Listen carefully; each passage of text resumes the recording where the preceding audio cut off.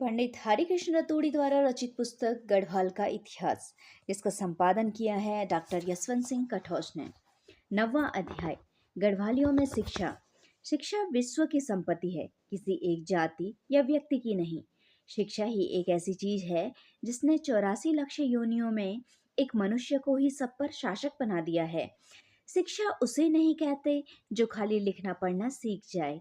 शिक्षा उसे भी नहीं कहते जो किसी मनुष्य कोई डिग्री, एंट्रेंस अथवा स्कूल लिविंग, एफए या इससे बढ़कर कोई परीक्षा पास कर ले अथवा संस्कृत में प्रथमा द्वितीय शास्त्री तक पढ़ ले।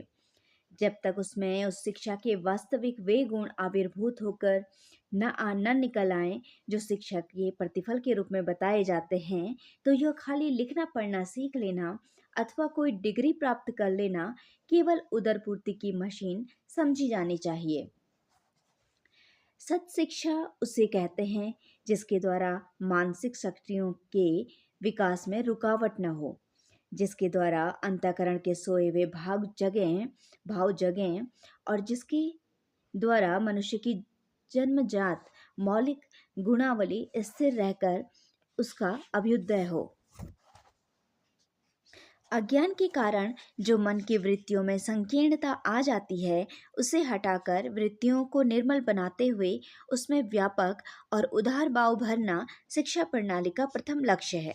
इस संकीर्णता के कारण कायरता, अंधपन, स्वार्थता, व्यग्रता, कूपमंडुकता और व्यर्थ की भीरुता आदि जो दुर्गुण मन में दबाकर उसमें अशांति की ज्वाला प्रज्वलित कर लेते हैं, वे सब शिक्षा के द्वारा प्रकाश के सामने अंधकार की तरह लुप्त हो जाते हैं। फिर धीरे धीरे मन के अंदर बहुदर्शिता, धीरता, निर्भयता, निष्कामता, शूरता और सभ्यता आदि विमल गुणों का प्रादुर्भाव और अभ्युदय स्वतः होने लगता है। उत्तम कल्पना शक्ति का उदय, दूसरी दिशा में सब प्रकार की उन्नत विचार शक्ति का उदय, तीसरी अथवा अंतिम दशा में सत और असत, आत्मा और अनात्मा आदि निश्चय करने की योग्यता प्राप्ति, ये तीनों यथाक्रम शिक्षा प्रणाली के लक्ष्य होते हैं। प्राचीन शिलालेख, ताम्रपत्र और अन्य ग्रंथों से पता चलता है कि प्राचीन काल में अर्थात 100 वर्ष पहले तक नगरों, कस्बों और राजधानियों में संस्कृत, ज्योतिष, आयुर्वेद, तंत्र शास्त्र, शकुन, सूर्योदयादि के अच्छे विद्वान गढ़वाल में हुए हैं। उनमें से कितनों ही ने अनेक संस्कृत ग्रंथ की रचना भी की है, जिनके नाम और उनकी रची हुई पुस्तकों के नाम पूर्व 8वें अध्याय में आ चुके हैं। ग्रामांतर में उन ब्राह्मणों में जो प्रायः वृत्ति जजमानी से आजीविका करते थे, थोड़ी बहुत कर्मकांड, ज्योतिष, वैदक, सावर विद्या प्रभृति की थोड़ी बहुत शिक्षा पाई जाती है, जिस हद तक प्राचीन काल में उनके बीच थी। वर्तमान काल में यथोचित शिक्षा प्राप्त मनुष्य गढ़वाल में प्रति सहस्त्र 5 या 4 से अधिक नहीं होंगे। सन 1910-11 की मनुष्य गणना में लिखे पढ़ों की संख्या उत्तर प्रदेश के अन्य जिलों की अपेक्षा कुमाऊं और गढ़वाल में अधिक पाई गई है, परंतु यह पहले कहा जा चुका है कि खाली लिखना पढ़ना जान लेना शिक्षा में नहीं गिना जा सकता। उस समय गणना करने वालों ने पूछा, तुम लिखना पढ़ना जानते हो? उत्तर हाँ। बस उन्होंने वैसे ही उनके नाम खाने में अपनी किताब पर लिख दिया और प्रश्न का उत्तर भी ठीक ही था, क्योंकि आप घंटे भर में तो एक पत्र अक्षर जोड़ तोड़ कर पढ़ या लिख तो सकते ही हैं। ब्रिटिश गढ़वाल में एक काल 2 हाई स्कूल हैं, एक मिशनरी स्कूल और है। ऐसे ही टिहरी गढ़वाल में एक हाई स्कूल, एक मिडिल स्कूल और एक संस्कृत पाठशाला विद्यमान है। इसके अतिरिक्त ब्रिटिश गढ़वाल में तथा टिहरी गढ़वाल में ग्राम पाठशालाएं भी खुली हैं, जिनमें अपर प्राइमरी तक देवनागरी की पढ़ाई होती है। इन ग्राम पाठशालाओं के विषय में जब उनके भविष्य पर दृष्टि डाली जाती है, तो मन में नाना प्रकार के विचार एक दूसरे को दबाते हुए खेलने लगते हैं। जहाँ लड़का स्कूल में दाखिल हुआ और उसने एक पुस्तक पढ़ ली कि उसके दिमाग में निष्पैतृक संपत्ति कृषि कर्म की दुर्गंध आने लगती है। पितृ पिता महादि का निकृष्ट पेशा उसको अच्छा नहीं लगने लगता। यदि भाग्यवशात अपर प्राइमरी पास हो गया तो अब नौकरी का भूत सवार हुआ, क्योंकि माता पिता के पास तो इस कदर पैसे नहीं कि वो उसको स्कूल या कॉलेज में दाखिला करके उसके मासिक खर्च का प्रबंध कर सकें। भटकते भटकते भाग्यवशात नौकरी मिली तो 10 रुपये मासिक की। इस बीच कुछ लड़के वाले भी हो गए और खेती से घृणा है। व्यापार के लिए पैसा नहीं और न ही दफ्तर जाने को बाबू साहब के लिए कपड़े, बूट, छड़ी, चश्मा तो अवश्य चाहिए। घर पर कपड़े लत्ते का खर्च दिनों दिन वृद्धि पर है। अब क्या करें? कैसे मिट्टी पलीत हुई? इस दर्जे के अनेक बाबू रोजी के लिए घर द्वार त्याग कर देश विदेश घूम रहे हैं। तब ऐसी अधूरी शिक्षा से लाभ के स्थान पर हानि के अतिरिक्त कुछ नहीं है। जिनको पेट के सुधार की समर्थ नहीं, उनसे देश और समाज की आशा ही क्या।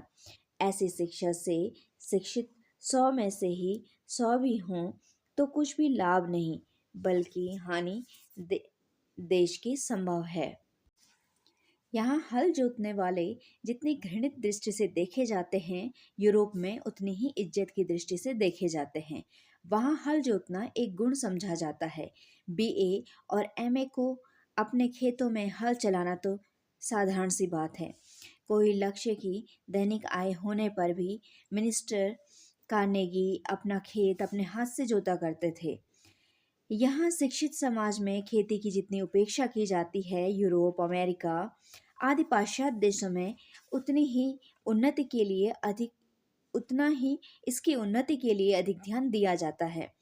यहाँ शिक्षित किसान उठते बैठते सोते जागते इसी समस्या को हल करते हैं कि जितना अन्न 10 बीघे में पैदा हो जाता है, उतना अन्न किस प्रकार से 1 बीघे में पैदा किया जा सके।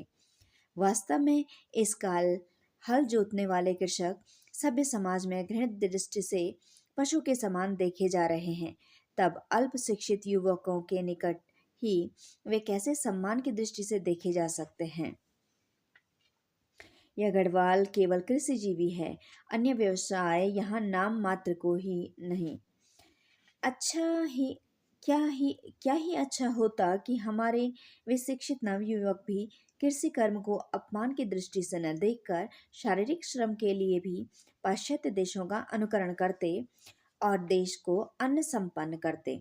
किंतु खेद यह है कि यह तो पैतृक वृत्ति को नीच कर्म जानकर उस नौकरी वृत्ति को जिसको विद्वानों ने निकृष्ट श्रेणी का बताया है, उत्तम जानकर अपनी अमूल्य जीवनी को थोड़े से मूल्य में पराये हाथ बेच देते हैं। इस प्रकार शिक्षा के फैलाव के प्रतिफल में उधर तो प्रतिवर्ष ऐसे नवशिक्षित बाबुओं की संख्या बढ़ती जा रही है, उतनी ही उधर कृषकों की संख्या घटती जा रही है। नौकरियों की संख्या भी हर जिले में नियत है। जिनके भाग्य में कहीं जगह खाली हो गई तो वे नौकरी में लग गए। अब शेष वे नौकरी की तलाश में हैरान हो मारे मारे फिरते हैं। यदि सरकार और दरबार का ध्यान इनकी इस शोचनीय अवस्था की ओर आकर्षित हो और इन ग्राम पाठशालाओं में अपर प्राइमरी की शिक्षा के साथ साथ व्यवहारिक और कृषि संबंधी शिक्षा भी दी जाने का प्रबंध हो, तो उनको कृषि विज्ञान द्वारा कृषि के महत्व को समझाया जाए, संभवतः इनके मन पर से यह घृणा जो कृषि कर्म के विषय में रंग जमाए हैं एकदम धुलकर साफ हो जाए और ये लोग नौकरियों के पीछे न पड़कर कृषि कर्म में निमग्न होकर और देश को अन्न संपन्न करके ये अपने जीवन स्वतंत्रता और आनंद पूर्वक जिएं, अथवा व्यापार की शिक्षा पाने पर व्यापार से अपना सुख प्राप्त करें। बहुत लोगों का यह विचार है कि शिक्षा का प्रबंध अब सरकार के हाथ में है और सरकार की इच्छा पर है।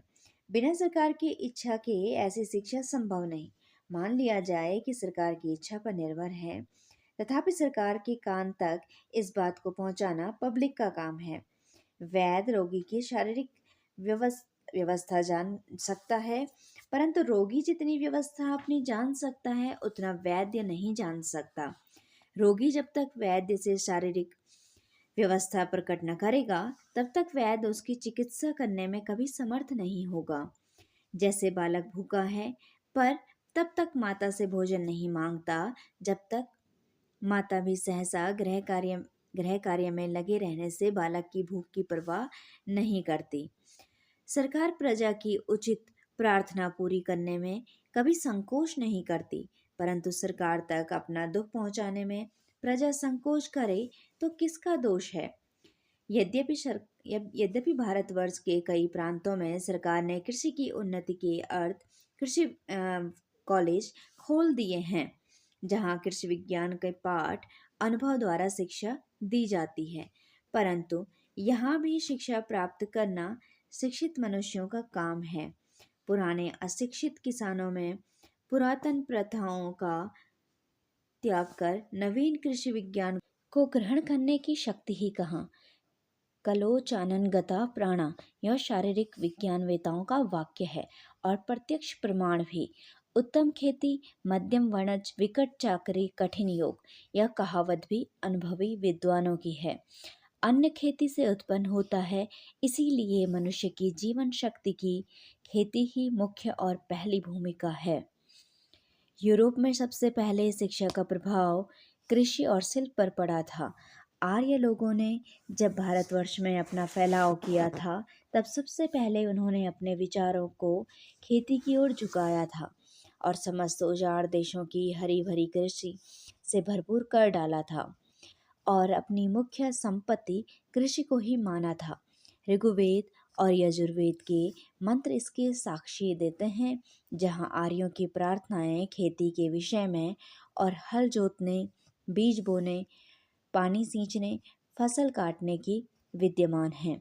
आज उस कृषि की यह दशा और कृषकों का यह अपमान गढ़वाल जैसे पर्वतीय देश में जहाँ भरपेट अन्न पैदा नहीं हो सकता, वहाँ जनता में जब तक कृषि विज्ञान की शिक्षा का खूब प्रचार प्रसार न होगा, तब तक अन्य शिक्षा केवल किसी जाति या व्यक्ति को लाभ पहुँचाने के अतिरिक्त गढ़वाल की सर्व साधारण जनता का कोई लाभ नहीं।